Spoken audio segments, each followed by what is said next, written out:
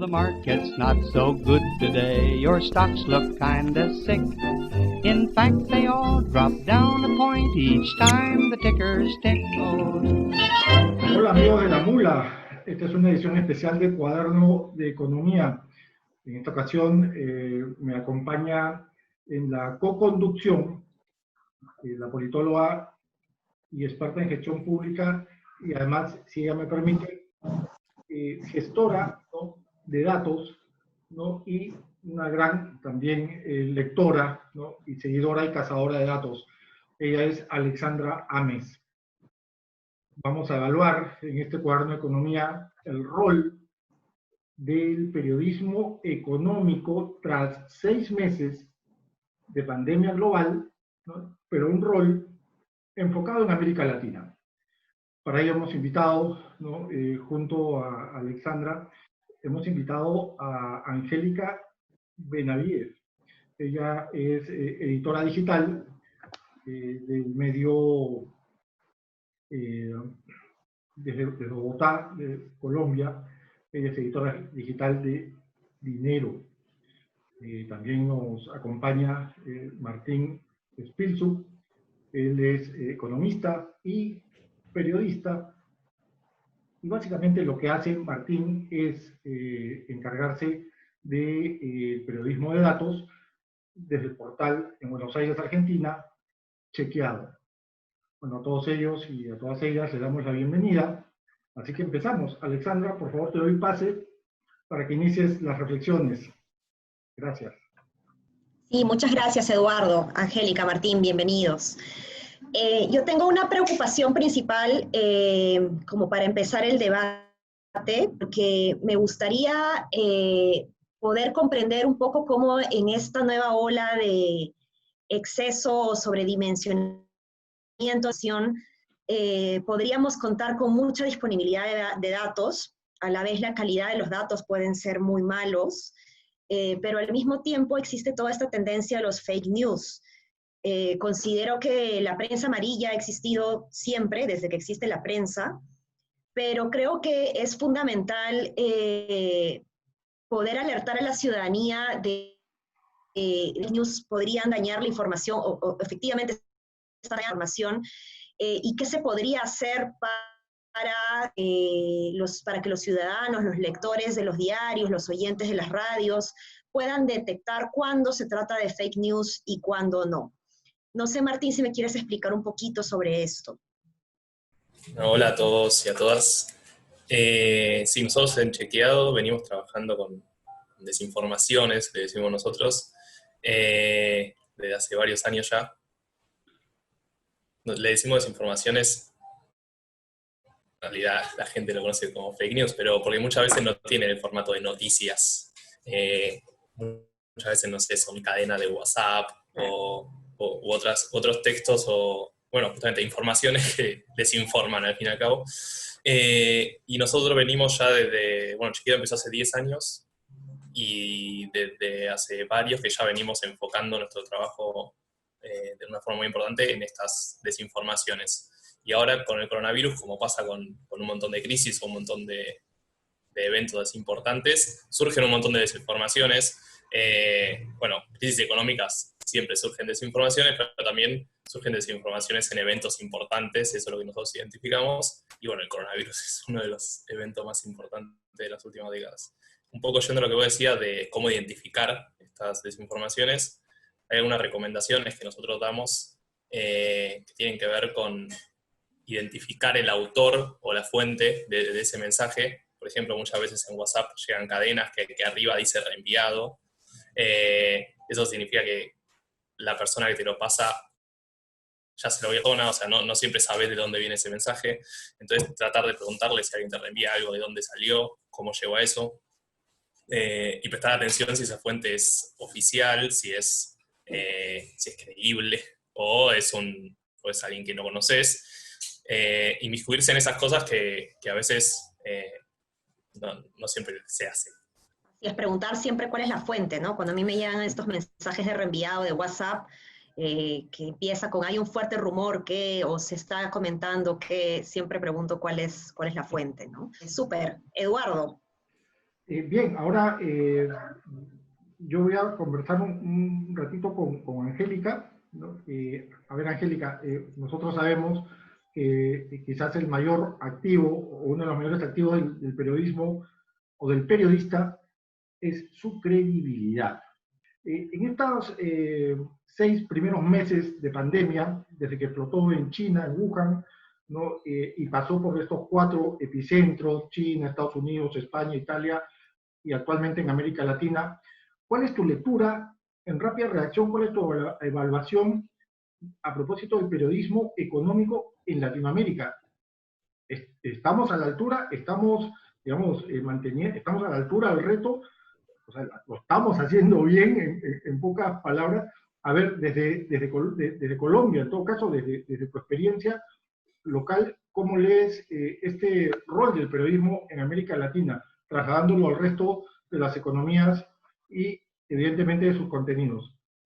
Hola, muchas gracias. Hola a todas y a todos.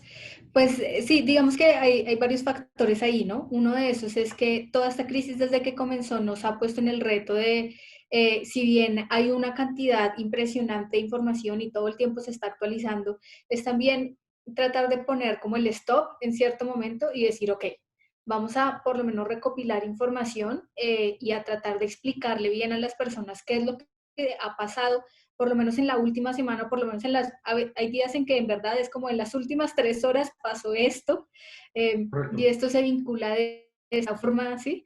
Entonces sí siento que la mayoría hemos estado a la altura del reto de tener que llamar incluso epidemiólogos. Imagínate un periodista económico llamando a un epidemiólogo a tratar de entender qué está pasando y por qué esa cosa está afectando los mercados y las economías, y tratar como un poco esa interdisciplinariedad, que no es, a lo mejor no es tan común, ¿no? Es decir, cada periodista está en su enfoque, periodista deportivo, tú no lo ves haciendo una nota ni siquiera de cuánto cuesta un equipo de fútbol, eso lo hace, no sé, un economista de empresas o algo así, que tampoco te va a narrar un gol, ¿sí? Correcto. Entonces, digamos que este desafío nos ha puesto a nosotros también a meternos un poco del lado de la salud y ha sido, pues, como te mencionaba, un reto bastante interesante. Han salido, creo que, muy buenos materiales de muchos países y creo que otra cosa interesante ha sido ver cómo los colegas de otros países están tratando la información y están haciendo su trabajo como ejemplo para implementarlos en los países. Y Angélica, perdón, Alexandra, así rápidamente, Angélica, en chiquito, entonces, de alguna manera, los periodistas económicos estamos asumiendo, entiendo, un rol pedagógico, quizás, explicando, por ejemplo, qué es una meseta, qué es una tasa de cambio, qué cosa es una R de contagios. ¿Tú dirías que estamos siendo, digamos, mitad periodistas y mitad, pues, no sé, para decirlo pretenciosamente, divulgadores científicos? Es posible. De hecho, yo creo que esa es, por lo menos en asuntos financieros, esa siempre ha debido ser una de nuestras labores, ¿no? Correcto. Y ahora se está tomando como un poco más fuerte con este tema, en principio porque ni siquiera nosotros entendíamos nada. Sí, me incluyo. No sé si Alexandra se incluya, pero, o Martín, pero sí me incluyo. Al Alexandra, inicio por todo era favor. incierto, ¿no? Al inicio todo era muy incierto y Había no falta de datos, ¿te podías acuerdas? hacer probabilidades con tan pocos datos o con tan poco tiempo histórico, digamos, del contexto que estaba desenvolviéndose, ¿no? Sí. Eduardo, me robaste un poco la pregunta, la voy a acomodar en este momento para los dos, y tiene que ver efectivamente con el rol del periodismo económico en una situación de crisis. Creo que en una situación de crisis económica, la ciudadanía, me parece, tiende a informarse más, o por lo menos toma mejor conocimiento, conciencia de ciertos efectos de la economía o de la política económica en general. Yo recuerdo mucho en los años 80, cuando era niña y tuvimos este problema de hiperinflación, creo que los peruanos quedamos curados, y hoy los de mi generación para arriba, Sabemos perfectamente que si emites dinero de manera masiva, esto va a generar un gran problema de hiperinflación, ¿no? Hoy en día, en medio de esta situación, se está hablando también de aplanar la curva, de alcanzar la meseta, y se le escucho a gente que no tiene necesariamente preparación o antecedentes vinculados a análisis estadístico o econométrico, ¿no? Entonces, es interesante un poco la labor pedagógica, no del periodismo económico, sino de la misma crisis en sí, que te obliga de alguna manera a querer involucrarte en el problema que estamos viviendo y entenderlo un poco más. Y aquí sí quisiera retomar un poco la idea del rol del economista en una situación de crisis económica, ¿no? O sea, con tantos datos, tanta información, ¿qué es lo que se debería promover y cómo, ¿no? Esta pregunta va para los dos, pero me gustaría empezar por Martín. Sí, yo creo que es un poco lo que decía Angélica hace unos segundos. El rol de intentar explicar un poco mejor lo que está sucediendo, aunque tengamos pocos datos, siento que es algo que suma mucho a la población general, mismo también a nosotros. Siento que a todos nos pasó, como decían antes, que no entendíamos al principio y en esas primeras notas uno fue entendiendo, ¿no? Y tratar de comunicar esos conocimientos, sabiendo que uno no es científico, como bien decía Eduardo, pero intentando llamar a fuentes que uno sabe que son confiables o llamar a gente que sabe del tema y citando a esa gente, siento que ahí sumamos mucho, no solo del lado sanitario, como decía Angélica, por ejemplo, yo me encontraba haciendo notas sobre cómo se medía el tiempo de duplicación y temas muy técnicos, pero que al fin y al cabo impactaban en la economía, porque en Argentina, por ejemplo, se pasaba de fase si el tiempo de duplicación llegaba a tantos días. Entonces, explicar por qué es importante eso y cómo se mide, siento que también suma de nuestra parte. Pues hay, además de lo que ya mencionaba Martín y de lo que yo mencioné de los ejemplos anteriores, creo que otra parte importante ha sido explicarle a la gente que, claro, todos tenemos temor por lo que está pasando, pero un poco ese temor no nos puede llevar a congelar ciertas decisiones, por lo menos de consumo, porque el problema va a ser peor.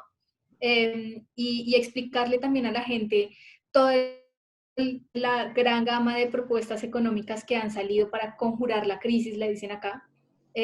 Comenzando porque, pues ustedes hablaban de sus procesos hiperinflacionarios, nosotros eso no lo tenemos como desde el 63. Entonces, la verdad es que en la actualidad hay muy pocas personas que puedan recordar eso y en realidad ese pico inflacionario no fue pues altísimo, ¿sí? Es decir, pues claramente fue muy alto para lo que manejamos nosotros, pero es un país que lleva muchos años con inflación por debajo del 10%. Entonces, poder explicarle a la gente que no es tan buena idea que el Banco Central decida imprimir billetes para que todo el mundo consuma, o tener que explicarles por qué no sería tan chévere, o porque es un recurso de última instancia que el Banco Central le preste directamente al Estado de dinero.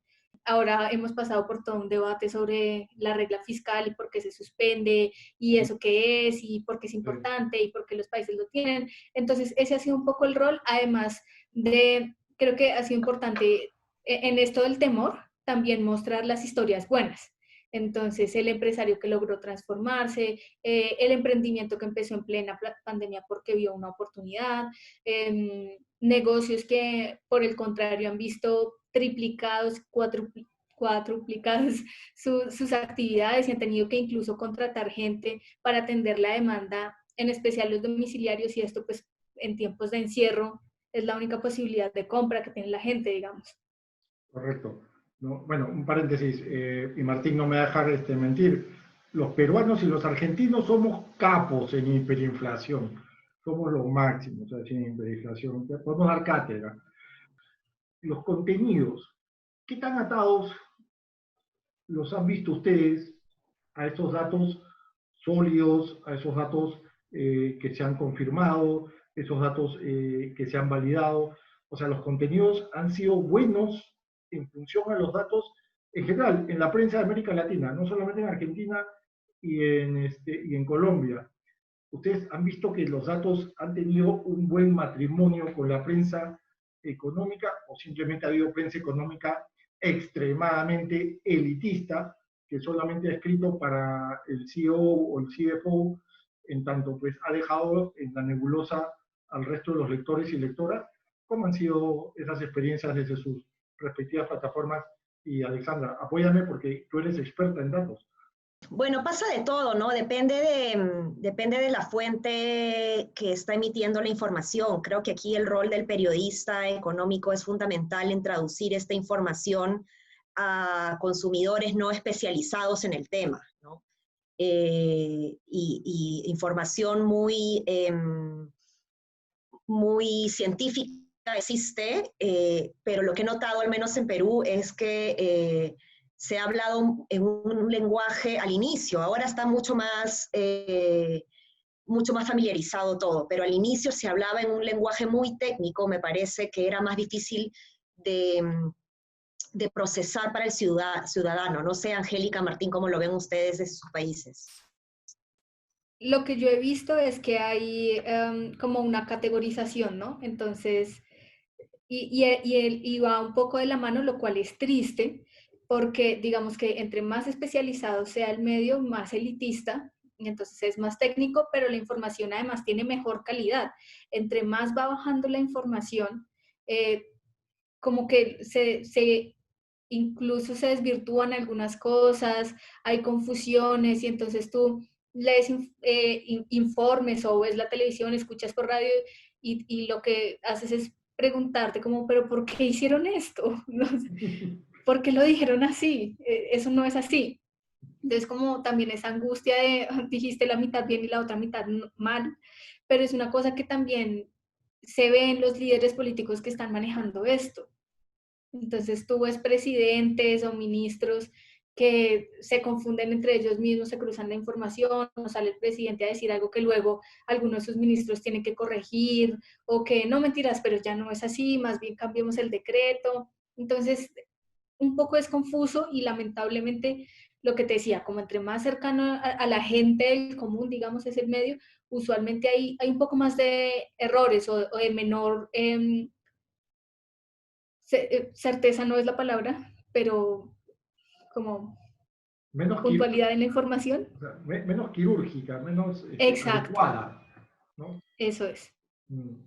Creo que hay una fina línea, ¿no? Entre ser muy certero con los datos y tratar de explicar bien, porque muchas veces se cruza eso, y un poco la magia de los periodistas, también de los políticos, es decir siempre la verdad, que se entienda, y utilizar los mejores datos disponibles. Yo particularmente trabajo en fact-checking, así que veo políticos que dicen frases sacadas de la galera todo el tiempo, y obvio con el coronavirus eso se potenció. Sí, eso, para mí la línea es muy fina muchas veces entre el dato certero y el dato que es más claro comunicar, porque también se trata de comunicarle a la gente algo que muchas veces ni los científicos entienden del todo. Entonces ahí se complica mucho. Una consulta, sí, Angélica, Martín. Particularmente en Perú, estamos viendo que esta cuarentena y el corona general ha evidenciado o desnudado ciertos problemas estructurales, institucionales, públicos, ¿no? Que ya teníamos desde que empezamos como república, y que lo habíamos estado pasando, habíamos estado dejando pasar piola, digamos, no nos habíamos comido mucho el pleito de trabajar en estas reformas, y hoy estamos viendo que esto se hace necesario. Entonces, mirando no solamente a la mitigación de la crisis, sino hacia dónde deberíamos apuntar para evitar futuras crisis como estas, o por lo menos para evitar caídas tan grandes como las que estamos teniendo. ¿Qué se está pensando en sus países desde el punto de vista de reforma económica, de pensiones, de formalización laboral? En el Perú tenemos 70% de informalidad. Entiendo que esto no es tan grande como en Colombia o Argentina, pero igual tienen una gran cantidad de trabajadores informales o empresarios en situación de informalidad. Entonces sí me gustaría mucho que comenten un poquito cómo desde sus países se está hablando de la posibilidad de trabajar estas reformas económicas, de pensiones, como digo, de protección social, que también está alineada a temas de lucha contra la pobreza, que también es un tema económico. En Argentina, por ejemplo, hace varios años ya que existe una asignación universal por hijo, que sería algo así como un ingreso universal para la gente de pocos ingresos que se le da a la madre de los hijos. Así que como que esa pata de ingreso universal medio que ya estaba un poco alcanzadas. Sí se habló en su momento de, por ejemplo, hace poco políticos de alto rango dijeron que veían con buenos ojos justamente esto, el ingreso universal, pero la verdad que la situación en Argentina tampoco tiene gran margen fiscal, entonces todas las políticas que pueda hacer un poco están atadas a lo que se solucione con la deuda y bueno, y después del ámbito fiscal ver qué pasa.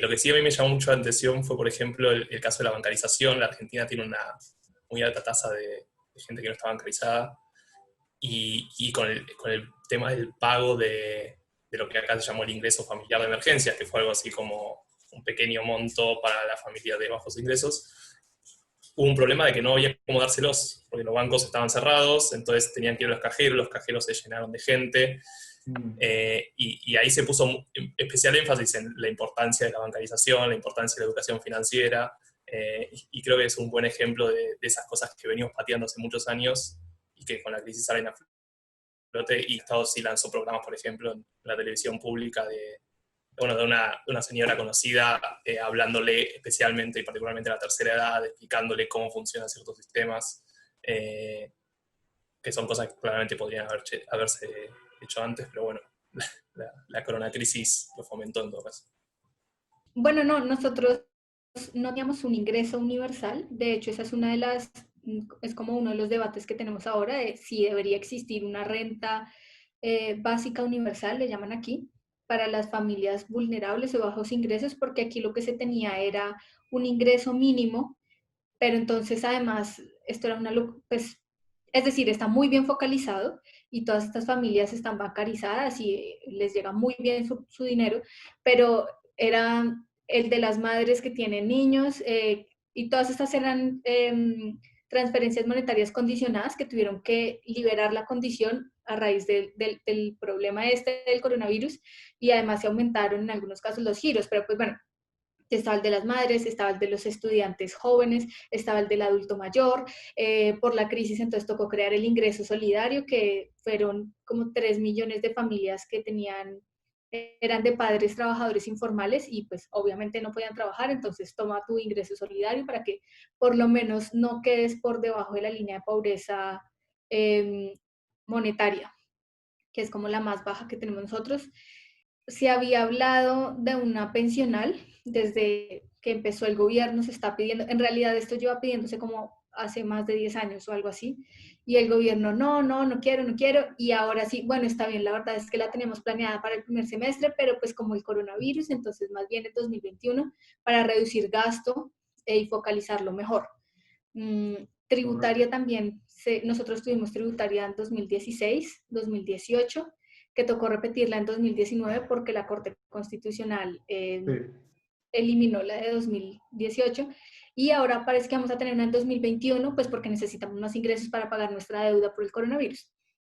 Esas son como las reformas de las que se han hablado, y lamentablemente el Congreso lo que ha hecho es aprovechar esta época para pasar proyectos de ley que tenía ya como cerca de salir y que son todo lo contrario. Entonces tenemos uno que aquí hay más o menos bancarización, entonces pasaron una ley que es para eliminar la información de las centrales de riesgo, entonces borrón y cuenta nueva, para que la gente tenga más dificultad de acceso al crédito, por ejemplo, o una para que permitiría que más gente de altos ingresos tenga mayor subsidio pensional, también.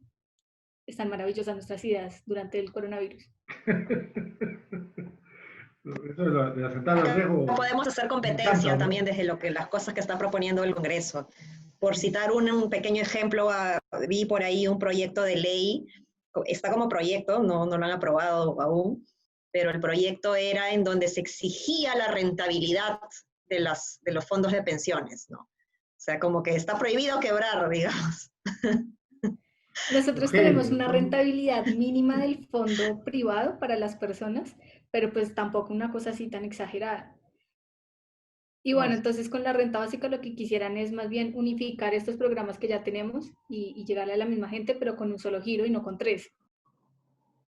No, nosotros podríamos exportar congresistas a Colombia y Argentina y sin ningún problema.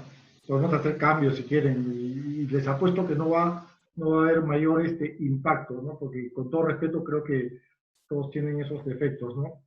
Vamos a regresar un poquito al tema. Yo tengo una inquietud, ¿no? Una inquietud que me parece que es interesante comentar, más allá de, digamos, del tema laboral, ¿no? Dentro de la prensa en general y en concreto en la prensa económica, acá en Perú y evidentemente en Colombia y Argentina ha golpeado, ¿no?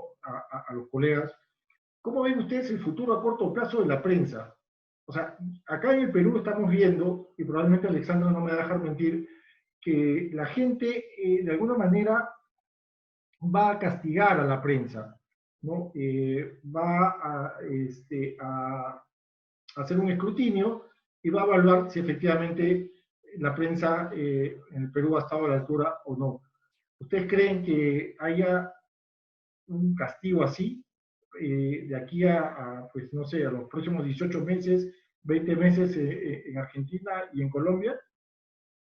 La Argentina hace varios años ya se viene discutiendo lo que acá llamamos el rol de los medios. Ya en el 2008, cuando la presidenta era Cristina Fernández de Kirchner, ya hubo una discusión muy importante y una nueva ley de medios. Y ahí se puso muy en el centro de la escena desde los grandes medios hasta el rol que tienen en la sociedad los pequeños medios, los comunitarios y demás. Así que con esa discusión nosotros venimos hace tiempo ya y creo que nunca se salda. Entonces no veo por qué debería terminar el coronavirus. Y sí, obvio creo que la gente nos escruta todo el tiempo para mí.